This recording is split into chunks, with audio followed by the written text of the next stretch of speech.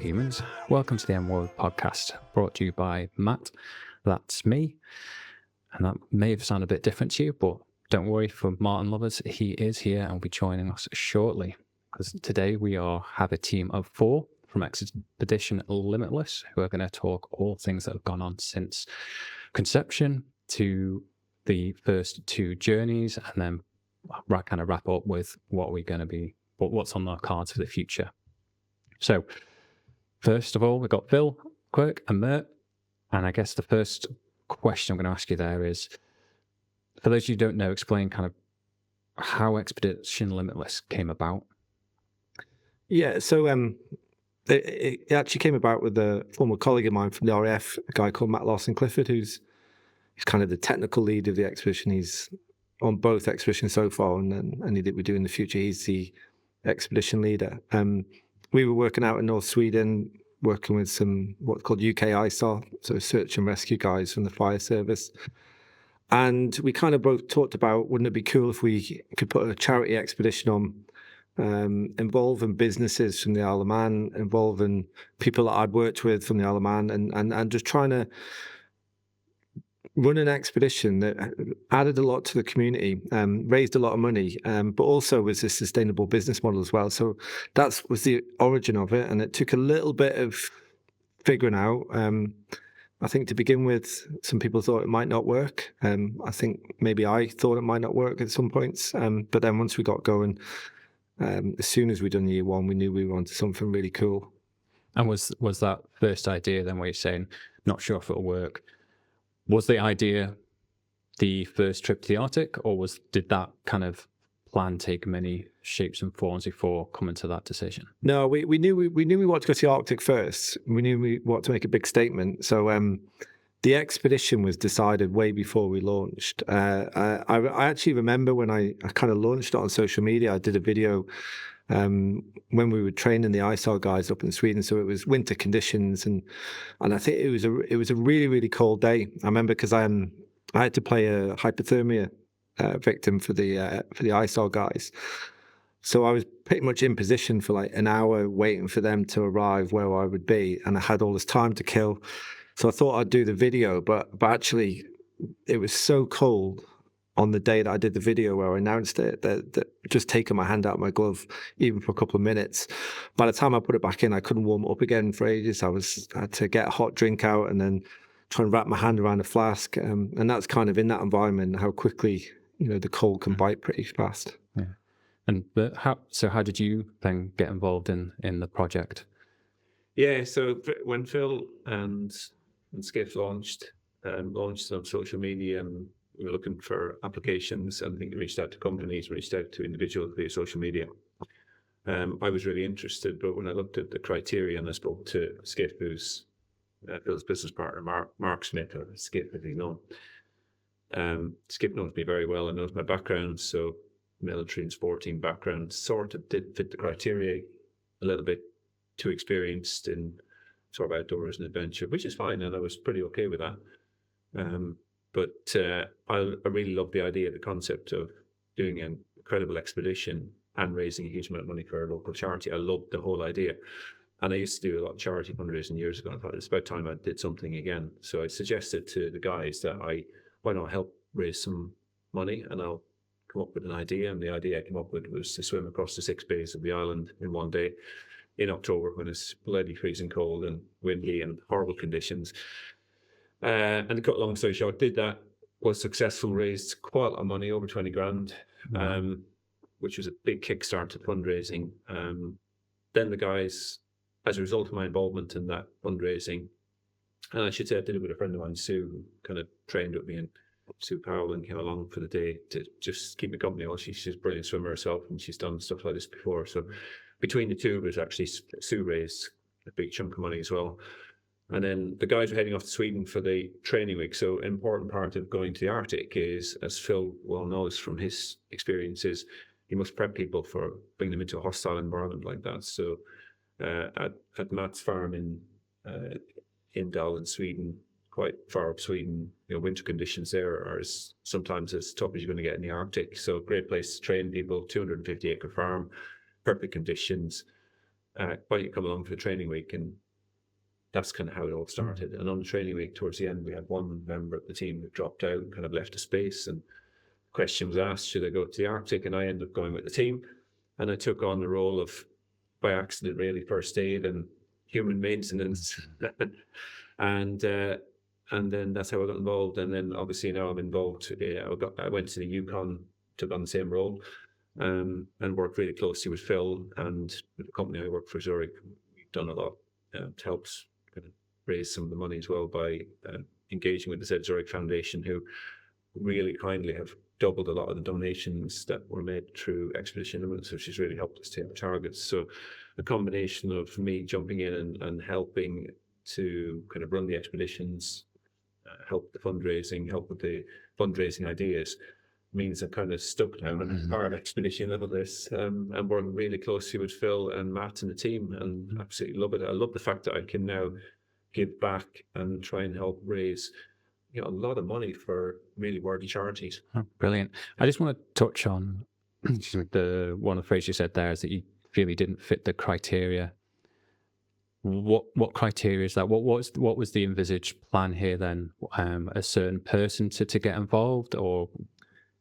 Yeah, so we wanted people to come on the expedition that would get the most from the experience. So to kind of summarize it, if we got an application and it was someone that said, I've done 3 Ironmans and I've climbed Everest and I've done the Marathon des Sables, we kind of sort of binned that application, not because we're discounting what those achievements are, they're all amazing, but what we were preferring was people that were applying that were saying, I really want to do the expedition, I've never done anything like this in my life, I'm absolutely terrified, I'm not sure if I can do it, but I think I'd get loads from it. And the part of the purpose of the expedition, kind of from a business perspective of what I do, is to take what we talk about in a classroom and show what it looks like in reality. So things like leadership and resilience, take those concepts which you can talk about in a classroom when it's nice and warm all day long, but what does that actually look like?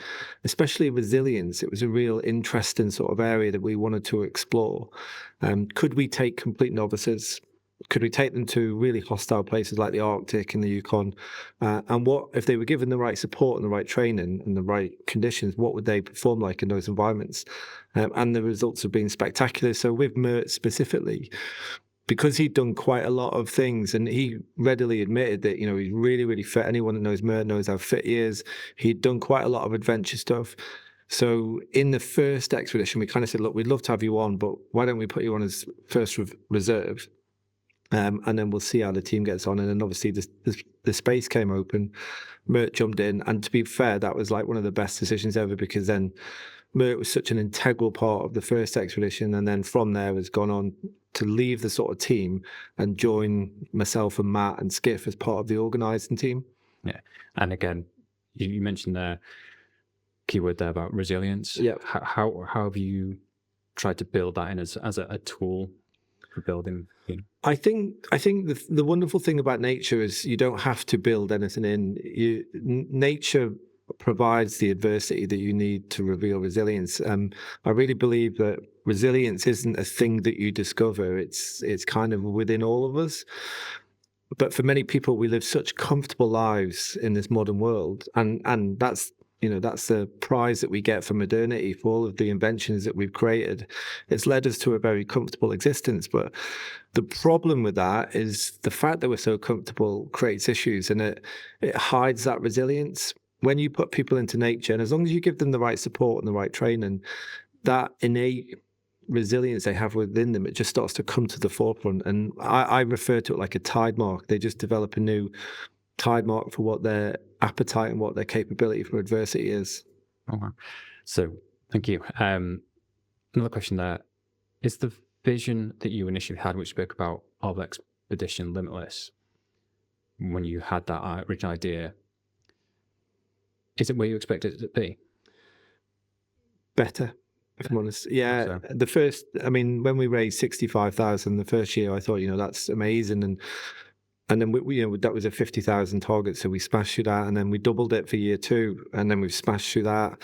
Then you see things like the T-Rex event, where suddenly it goes past being an expedition, and it starts to become like a community thing, where I wasn't actually there for the T-Rex race, which I know we'll talk about later, but the feedback that I've got from everyone that I knew that was there to watch it, the amazing thing about it was not just the fact that there was 500 T-Rexes running across Douglas Pond, but the fact that everybody was watching it, there was just smiles and laughter. Yeah.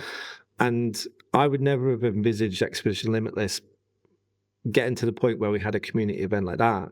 But now I've seen that, and now I've seen what we can do with fundraising. And, you know, we're getting even more ambitious. You know, we're doubling the target each year. We're figuring out ways that we can expand the group events.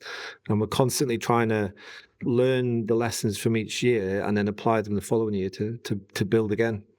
You mentioned fundraising there. The charities that you work with?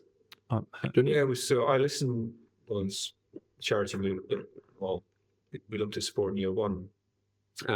And our listen are an amazing charity on the Isle of Man, and they do so much work in the schools, and that work is invaluable, that mental health support that they give to children, particularly in schools. And across the board, it's a long-standing charity on the Isle of Man, but they have huge running costs.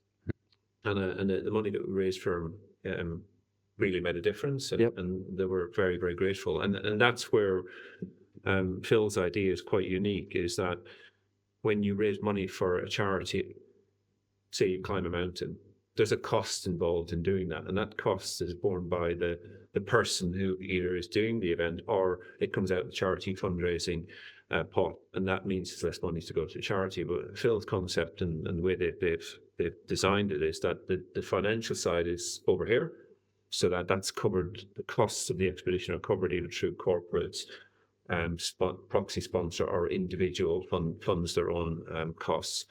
That means every penny raised goes to the charity, or that's our intention. Anyways, every single penny. There may be some money flowing back and forward, but the idea is to not have any of the costs of the expedition coming out of the money raised. Yep. And then obviously with that was a fabulous success, and then we through a connection of Phil's, we supported Manx Men Cap. A very different charity, but again, incredibly valuable service that they offer on the Isle of Man to those with learning disabilities and indeed their families to support them. And we raised 111,000, for them. And as a small charity, that is potentially life-changing for some of the families to look after. So that's the really important thing when you're doing these things, is to consider what impact are we having on the community. And by raising money for those charities, we're not just raising money for the charity, we're affecting the lives of hundreds and in fact thousands of people. A really important aspect of what we do. Yeah, no, I think it's fantastic on the supporting those local charities and all the work that's been done and the money that's been raised so far for it. But we'll touch on the expeditions themselves. So, Phil, appreciate you sitting here, but we're just going to do a bit of swapping around on the seats. So those seeing the video will see a seamless transition with Martin Hall now joining us. Be nice. So, Expedition Limitless 2023. Mm-hmm. I guess first, a bit of background on yourself for those who don't know you, and why you kind of chose to put your name forward for it. It's quite interesting, actually, just listening to Phil reminisce there. I remember seeing a post of his, maybe October 22, and I've been on a couple of Phil's courses, presentations, and I suppose it just resonated in the cycle of the life I was in, that self-development was really important, doing things that were really uncomfortable were really important and still are. And it was just, I suppose, that opportunity to do something that I just, I wouldn't do that in any ordinary case. I knew just from, and hopefully Phil won't get a big head, but from the work Phil does, that's going to be a skill set that I'm going to massively value. And I can certainly, I'm sure, talk about experiences that I've taken away from that. So it was just that, I suppose, a lifetime opportunity. And when I now look back, and obviously it was on that as well, that but just looking through some photographs off camera there, and memories slip, don't they? You forget about a lot of things, but when you flick through the pictures, you just remember, certainly from that experience of just, it was, I've said the words, from be like life-changing, obviously in a really positive way. So yeah, it was to build resilience, put myself in an uncomfortable situation, work with people like Phil, and ultimately then the team I met there, which most of them will be friends for life, all of them will be, just in different capacities. Yeah, amazing. So yeah, it was that messaging and look, all the charity bits the guys have just talked about, all obviously very, very important parts of that process as well. You mentioned there about one of the key things being working outside comfort zone and that. Had you done much before that? Was that part of your repertoire and that? Yeah, I think personally, probably till I was 35. I'm not much older now. So a bit before that, let's say.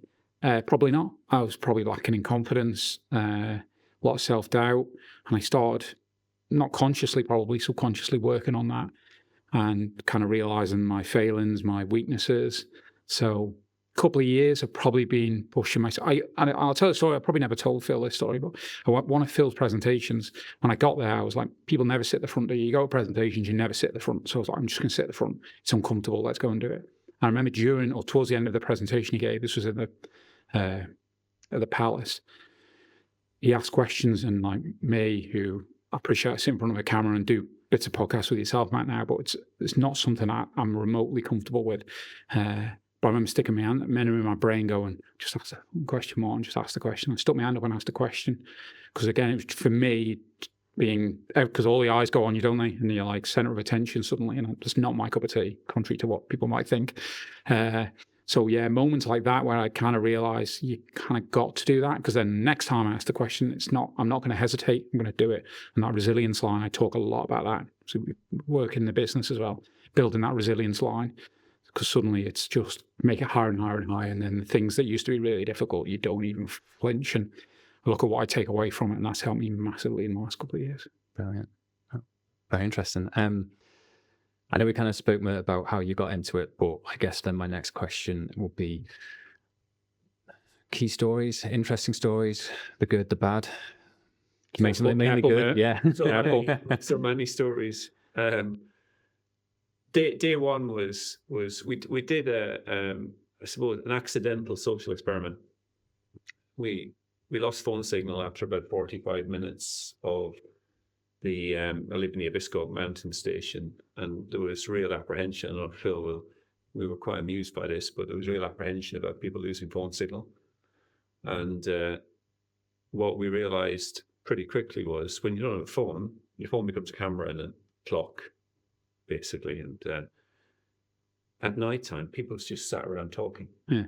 Then we did have lights with candles and we had torches and things, but there was so much conversation, people chatting to each other, getting to know each other, talking about their families, talking about likes, dislikes, proper open conversation with no distractions. Because, even at nighttime, you weren't taking pictures because your phone is, it's just useless in the dark for most people. And I love that. I love the fact that we all got to know each other and we built sort of a team spirit just purely by the fact that we had no distractions and all we had was just nature. And if I flip right to the end of the expedition, there was apprehension about everybody getting their phone signal back, and I think there was an agreement not to switch when we knew we were starting to get some signal back towards the end of the expedition, there was an agreement not to switch the phones back on for another day. And it was lovely to see that, because people realize, you know what, I can go for 7-8 days without looking at my phone, and everything's okay. And you don't care what's going on in the world, you don't care that you haven't seen the news or whatever it might be, and it was lovely to see that. And that was accidental, Bill, wasn't it? It's just something that happened. And I think we saw a similar kind of experience on the Yukon expedition as well. So it's nice to be able to impact people. Like that's a memory people will take away. I didn't think for a minute it would even be something that we didn't consider or have to even think about, but it was actually quite cool. Can I add one there as well? Just want to think about one thing, just again, talking there about the team. So we none of us met briefly when we got our kit, and that was it really. And just and I guess most people going there trying to get the same experience, but it's like Big Brother. You're throwing everyone together, and you don't know what's going to happen. But just when there was a lot of stress, there's a lot of holding onto people's feet while they're leaning into over ice into river, trying to get buckets of water out. There's pressure there. Mistakes can be made. You're trying to, the whole day is taken through just from the moment you get up, there's things to do, to the moment you get out, to when you're looking after each other, and just how a team can be so cohesive under stress and duress. And that's, I mean, maybe it's just a group of people. Obviously, I wasn't on the Yukon one, but I'm sure it was the same there. But when you realise and you take that into life, whether it's sport, whether it's work environment, that with the right dynamics, and that's important for the team to create that dynamics, isn't it? But to be helpful, to be very looking at the other person, how can I help you? If everyone takes that attitude in that team, then by default, pretty much everyone looks back, because if you're helping someone, people tend to help back. And just that a lot of trust in everybody. Just that compounds quickly, especially in that environment where it could very quickly go the other way. People losing their rag and losing their temper. But I personally don't remember one of those situations. And from what I've heard of Yukon, it was similar as well.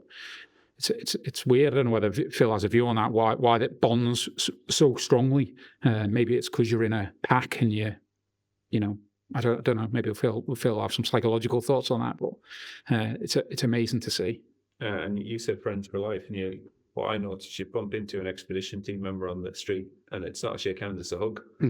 Yeah, there's that. We built a relationship there over both expeditions. It's the same thing, and that adversity that we talked about, when you bring everybody together and they're all in the same situation working together. There was some really horrible conditions in the Arctic. There was tears at times because people were so cold, and we had blisters, we had injuries, you name it, but everybody assisted and helped each other. The stronger ones just chipped in and did their bit, and not one person moaned or complained the whole time we were there. It's lovely to say. That's a huge takeaway for me, actually. I have to say as well. Yeah, for sure. No, I think that's really interesting and telling. There is that when I'm asking about stories, the main thing you both said there is talk about the people. It's the team. It's that collaboration, working together, because that's secondary to whatever you're going to be facing. If you've got that in place, as you said, it then makes it not an expedition. It's a nice. Well, I don't want to go there and say that was a nice journey or a nice trip, but I don't think you might have said that halfway through. A million times you look up and you go, wow, because both expeditions exactly the same. You're walking along and the snowshoes are quite noisy, and you might be looking down for a little bit, and you just look up and you go, wow. And I can't remember how many times they said that.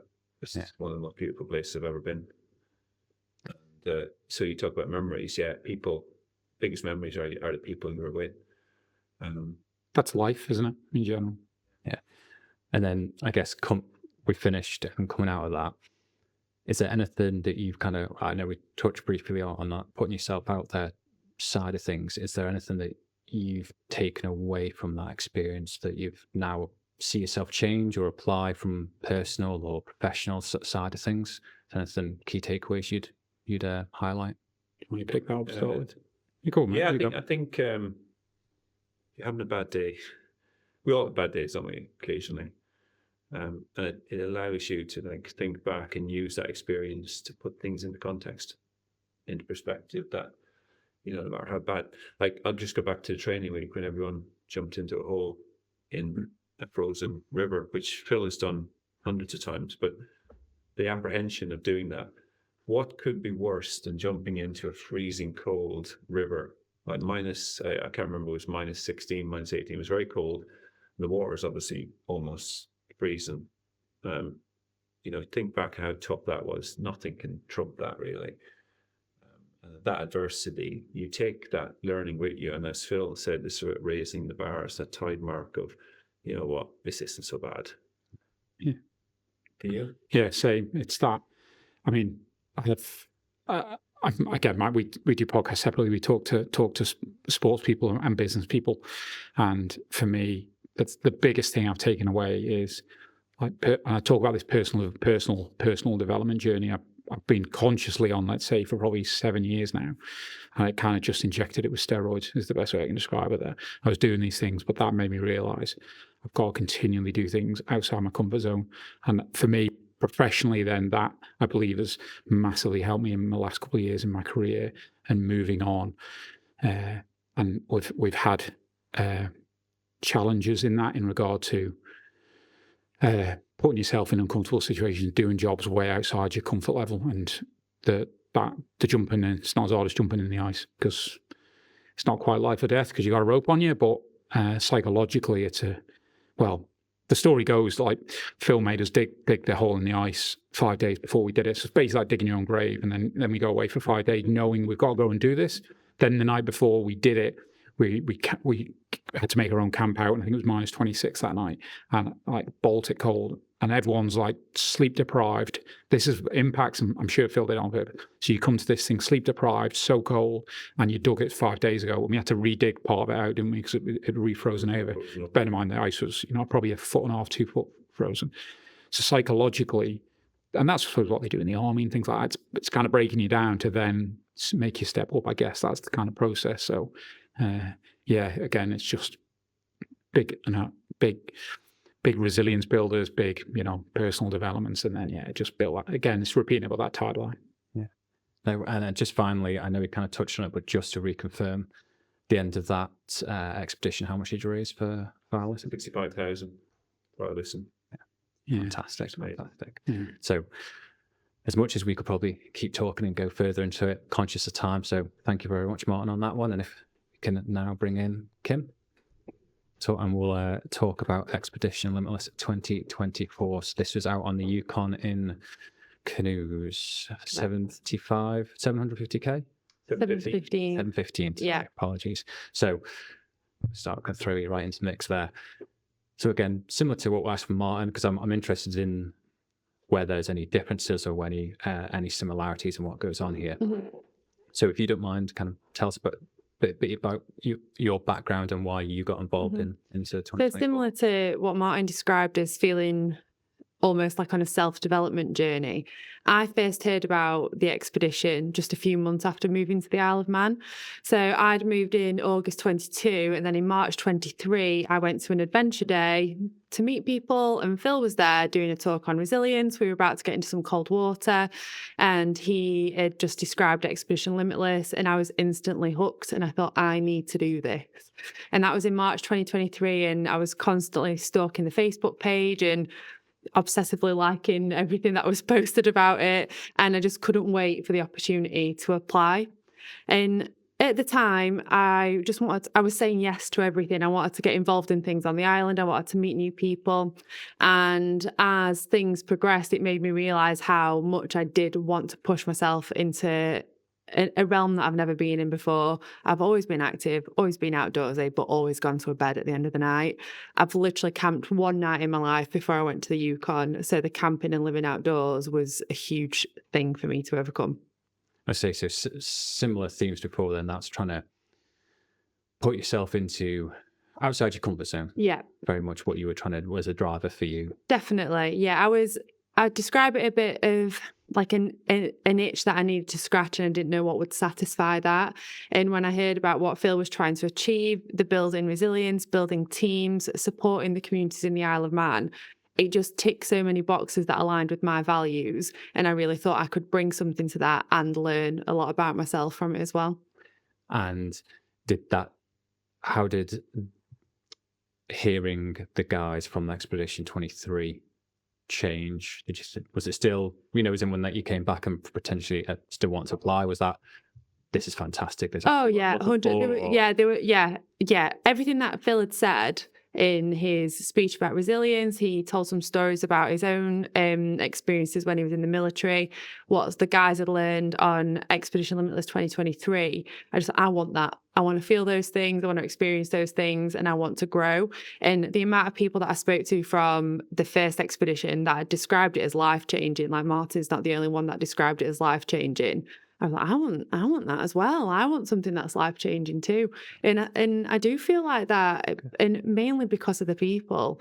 Again, you can take in the scenery, you can do all the hard work, do all the physical training, but I genuinely feel inspired by the people that I met before, Martin, Phil, and the people during. Genuinely proper bonds and connections were made, and I still feel inspired when I get together with the team now, and I just wish we could do it more. Fantastic. Maybe we kind of touched on it, but after 23, were you like, great, sign me back up for 24? Absolutely, yeah. 24 for me, the Arctic was incredible, but canoeing from Whitehorse to Dawson City on the Yukon, in one of the most remote places in the world, really kind of ticked all the boxes for me. And I was really excited about it. So nothing taken away from the Arctic. The Arctic was incredible. Sorry, Martin. Yukon was much better. Sorry. but no, in all fairness, it was equally as good but different. But something I really kind of resonated with, canoeing in the Yukon, just iconic river, complete remoteness. There is no people around, 41 or 2,000 people in a place 2.5 times the size of Great Britain. I think it's 2 bears for every human, something like that. It's a really remote place, and that really resonated with me massively. And again, with the experience of working with the team in the Arctic, I was pretty sure I was going to have the same experience again, and I wasn't disappointed. So again, as Kimmy said, it's all about the people. And then coming into 24, did you have the same approach, the same mindset? Did you try to apply the way in which, when you talk about the team being, okay, we did this last time, and obviously Phil, did you kind of look at it the same way, or did you change tact in taking more of a lead, or let other people do it? How did you kind of find that? I was more sort of behind the scenes this time, because we had the team, and the team are tasked with raising money themselves, and they're also tasked with kind of getting together as a team and raising money through team events. I was fully involved in those as well, and so was Phil. But it's really about letting the team sort of fully engage with the ethos of the expedition and get fully behind fundraising, the teamwork. But we all got stuck in. It's an incredible experience to be part of it, whether I'm behind the scenes or whether I'm actually a participant, like I was at the start of the first expedition, and turned into some form of first aid physiotherapist, whatever you want to call it. My approach was, I suppose, the same in terms of how I approach anything, with positivity and kind of thinking I'm definitely going to enjoy this and make the most of every second of it. I felt a bit more responsible this time because we were in charge of looking after people. So again, key stories, take points from that, or any usual highlights. We'll leave the lowlights. Well, one of the things that most people asked me about before and after was the toilet situation.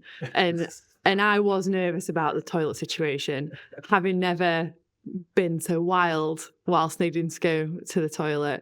And we were quite lucky say lucky, it's a funny thing to be lucky about and what you appreciate when you're there. A couple of the sites that we stopped at on the first couple of days had long drops, like in the forest where we were like camping in.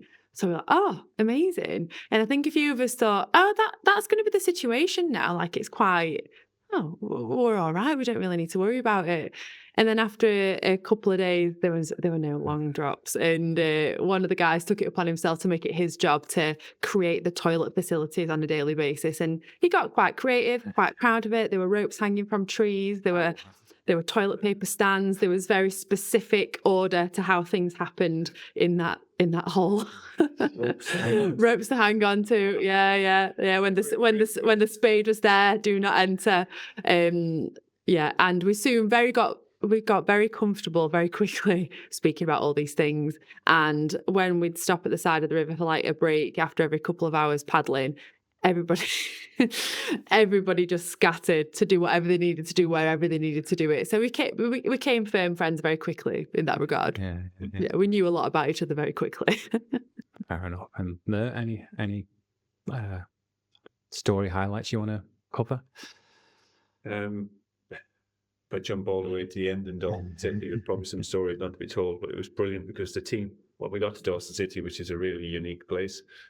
If you ever look it up online, it's a sort of a little, I suppose you call it a mining village, and deep into the Yukon. There's not many people there, but there's a famous pub there where you have the sourdough cocktail. So it's if somebody lost a toe many years ago through frostbite, and you famously have to drink this toe, or drink a glass of whiskey with this toe in it. I'm sure there's been numerous toes donated over the years, but it's sort of a unique experience. Yeah. We all did it. The whole team did it. Even those who don't drink. And it was getting the team that it was quite a unique experience just to be in that little village and see, what it looked like. Just not to mention what fun we had there, because we went out, had a night out, had a meal, had a few drinks. brilliant experience and some great memories from that last night. It was lovely to get the team all together as well at the end, and everyone was okay. We all got through. There was no injuries, no serious injuries anyway that would cause us concern. And to have that experience at the end after completing 12 days of like heavy, canoeing and camping out at night, it's just lovely. That for me was quite a nice experience at the end. Yeah. To see the team and all smiling and enjoying, and people who never canoed before, 12 days later are very competent and have almost become expert canoers in 12 days. We were canoeing upwards of 90 kilometers a day.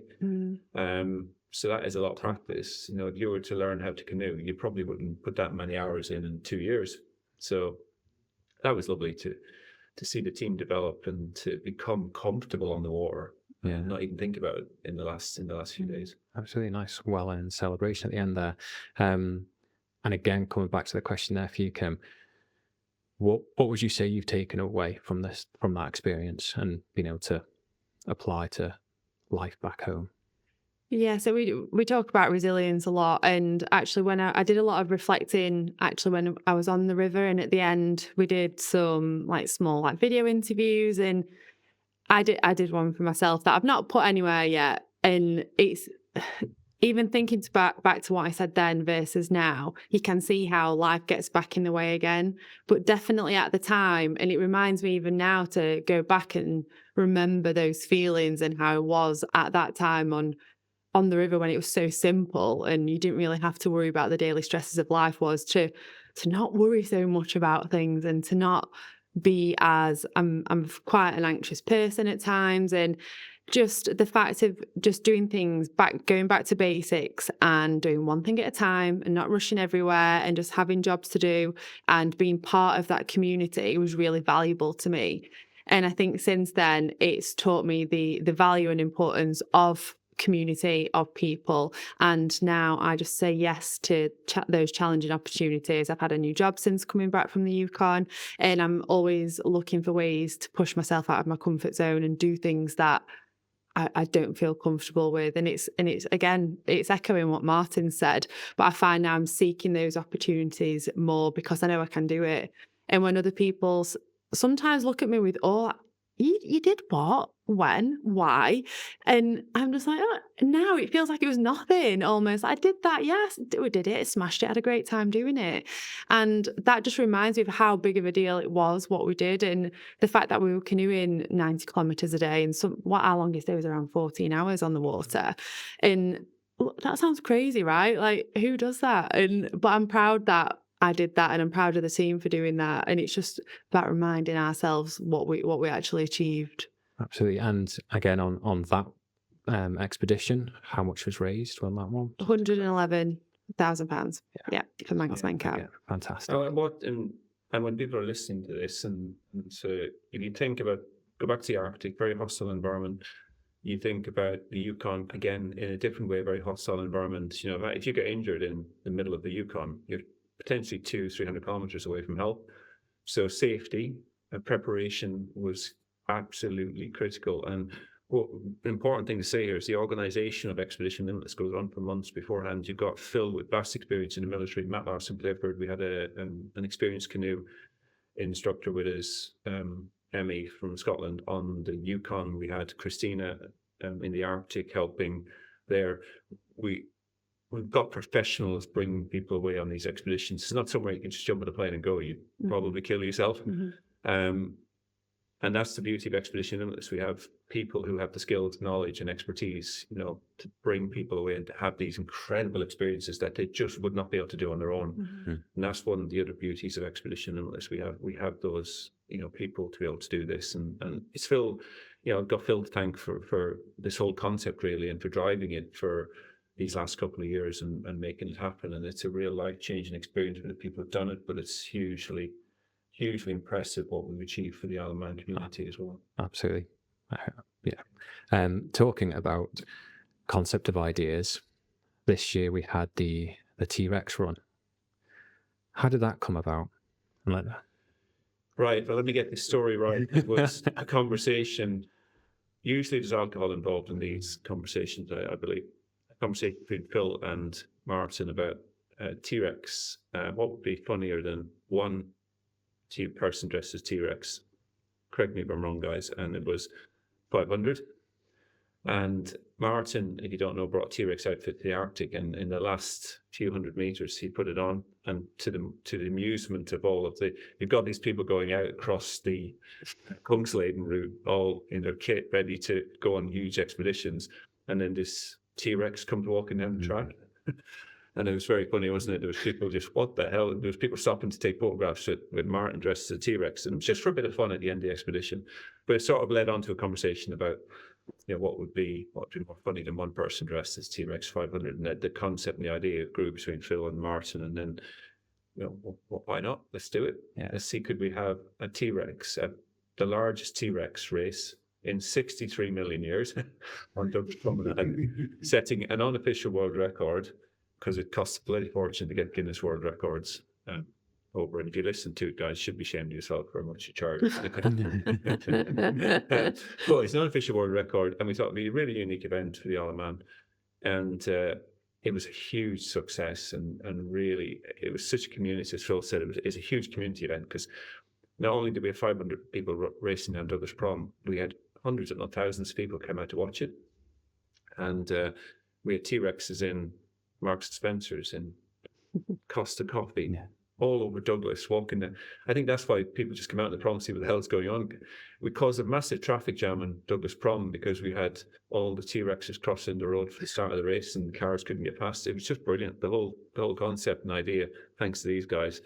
And it just was a brilliant event on the day. It was so funny. It was. My face was literally hurting from laughing, because it was just so silly, and the wind was really blowing in everybody's faces on the way back, so all the heads were like bent towards one side. Yeah, it was a great event. Yeah, and it was a really good way to just sum up everything that Expedition Limitless embodies, really.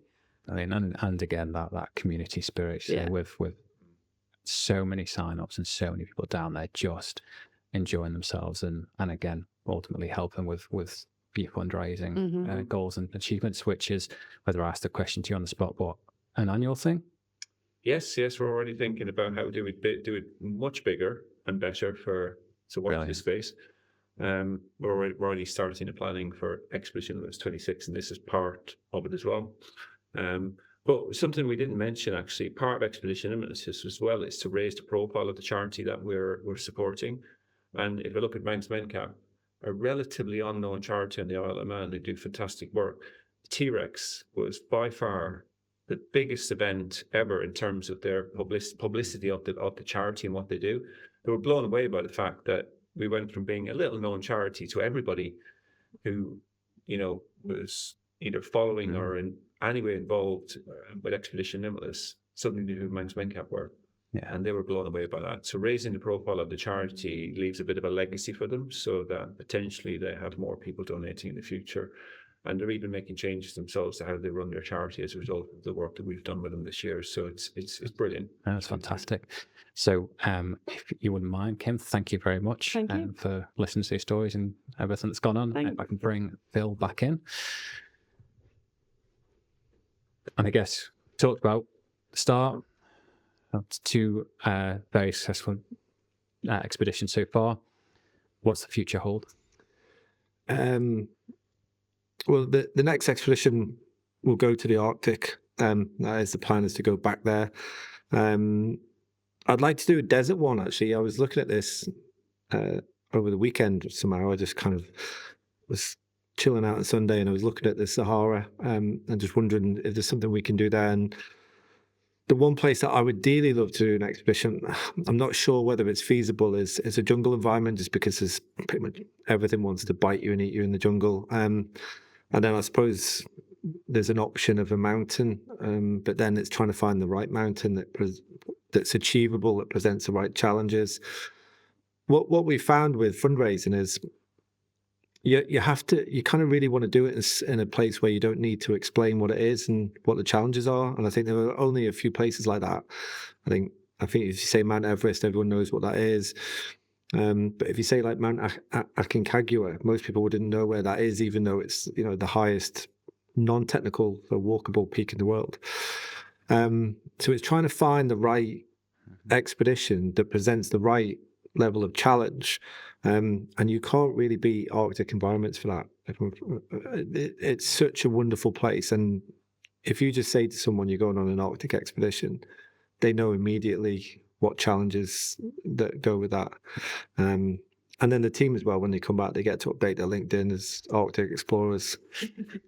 Brilliant. So yeah, 2026, very much looking at the Arctic, and then for those listening, I assume it'll be similar applications and all that go out, and similar process for people that are listening. The criteria is open, isn't it? It's for those who are looking for that challenge to challenge themselves. Yeah, we'll open the applications January. So January 25 will open, and that'll be when I'm out in Sweden with Matt. So we'll do some sort of video where we kind of open it. The applications will be open then for people to apply online. We probably want to have the team picked by April, and then the first big fundraising event, it could be the T-Rex race, which will be end of August, start of September. Where, like I said, we want to expand on it and make we want to turn it from a T-Rex race to a kind of a T-Fest. Oh, fantastic. Whether you could say or not, plans charity you're going to work with on that one, or is it still very much? No, the charities are all confirmed. So it's Rebecca House and Children's Centre. The target's 200,000, and that is the target we've got now. But me and Mert are cooking a plan at the minute where we think we can. There's one outcome from this where we aim at 200,000, which is an amazing number. There is another outcome from this, which we aim at £1 million. Wow. Now, the £1 million target, it means that there's certain things that need to make that happen. And we're not sure whether that's achievable or not.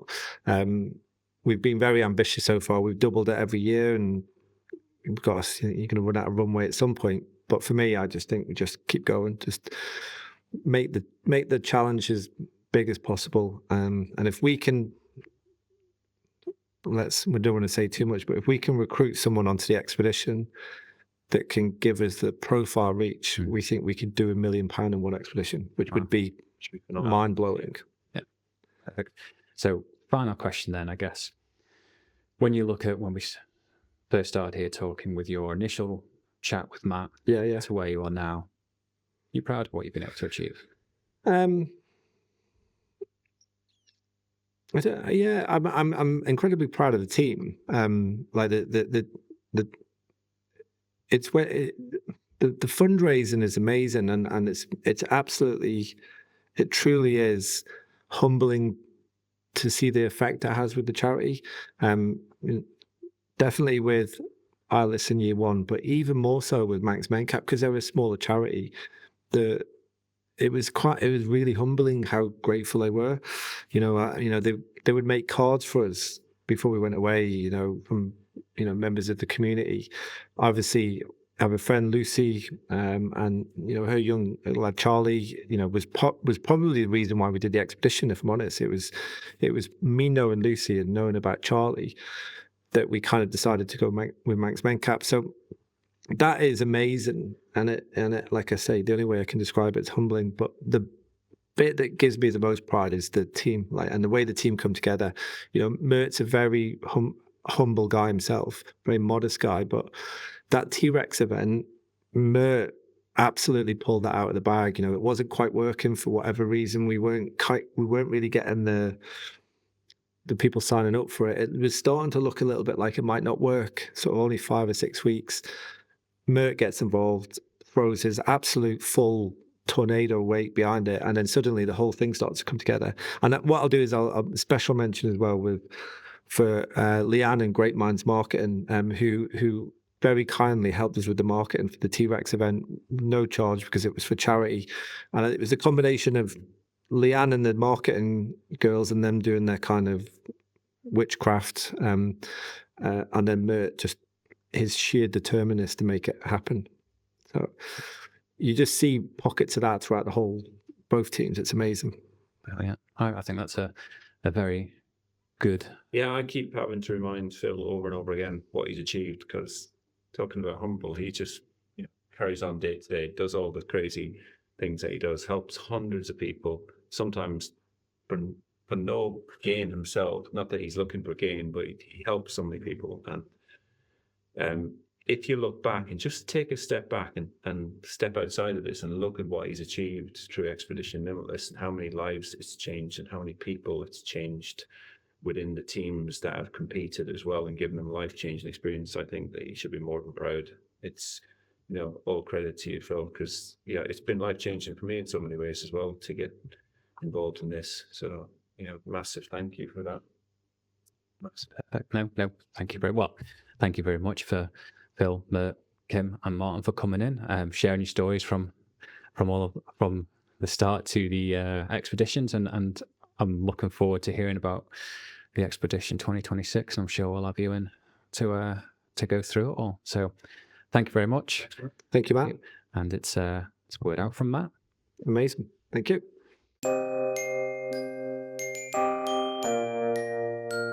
Poor flimsy humans. Don't you wish you were flawless like me? A towering inferno of physical perfection? I hate to pop your blimp-like ego, but you're not perfect.